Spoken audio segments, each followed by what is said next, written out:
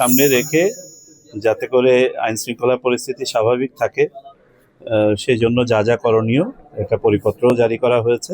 সেগুলোর বিষয়ে কিভাবে মাঠ পর্যায়ে কাজ হচ্ছে দেখার জন্য এসেছিলাম। আর স্যার, এই যে আপনি কক্সবাজারের প্রেক্ষিতে সীমান্ত এলাকা বিশেষ এই যে কক্সবাজার, তো কি ধরনের চ্যালেঞ্জ আসলে দেখছেন আর কি? আপনি তো কক্সবাজার, আপনারা তো কক্সবাজারে থাকেন, আর আমি তো কক্সবাজারে ভিজিটে এসেছি। কক্সবাজার ডেফিনেটলি অত্যন্ত গুরুত্বপূর্ণ, বিধায় তো আসা। কক্সবাজার বাংলাদেশের একটা গেটওয়ে বটে, এবং কক্সবাজারে আমাদের রোহিঙ্গা সমস্যা আছে, উদ্বাস্তু সমস্যা।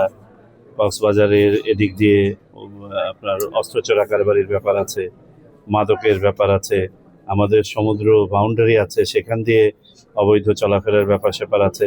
এগুলো যাতে কোনোটাই নির্বাচনকে ব্যাহত করতে না পারে, নির্বাচনকে ক্ষতিগ্রস্ত না করতে পারে, পরিবেশের যাতে কোনো ধরনের সমস্যা না হয়, সেই জন্য যা যা করণীয় সেগুলো করা হবে।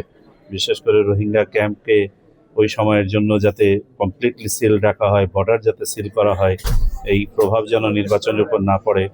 আমরা আচরণবিধি অনুযায়ী রাজনৈতিক দলগুলো এবং প্রার্থীগুলো যাতে মেনে চলে, রোহিঙ্গাদের যেন কোনোভাবেই কোনো রাজনৈতিক কর্মকাণ্ডে ব্যবহার না করা হয়, এই সব বিষয়ে আমরা আলোচনা করেছি। আর স্যার, আজকে সকালে কক্সবাজার 4 আসনের একজন সংসদ সদস্য প্রার্থী হুমকির শিকার পেয়েছেন। ইতিমধ্যে আপনি হয়তো অবগত হয়েছেন। এগুলো প্রথাগতভাবেই হ্যান্ডেল করা হবে। উনি উনার সহকারী রিটার্নিং অফিসার বা রিটার্নিং অফিসারের কাছে এটা কমপ্লেন করলে পারে, যথাযথভাবে এটা তদন্ত করে দেখা হবে এবং সেই অনুযায়ী ব্যবস্থা নেওয়া হবে। এটা খুব স্বাভাবিক প্রক্রিয়া।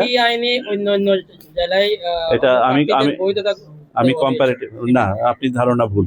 কম্পারেটিভ আলোচনা আপনি যেটা জানেন না সেটা না বলাই উত্তম। সংক্ষেপে যেটা বলি, রিটার্নিং অফিসারের কাছে যদি কোনো প্রার্থীর আপনার আবেদন মনোনয়নপত্র যদি বাতিল হয়, তাদের স্কোপ আছে অ্যাপিল করার, তারা অ্যাপিল করবেন। ঠিক আছে, ঝুঁকিপূর্ণ কেন্দ্রগুলো শনাক্ত করা হয়েছে কিনা তার এগুলো অনেক আগে করা হয়েছে এবং এগুলো করা হচ্ছে। এটা একটা চলমান প্রক্রিয়া। ঝুঁকি হচ্ছে একটা আপেক্ষিক বিষয়।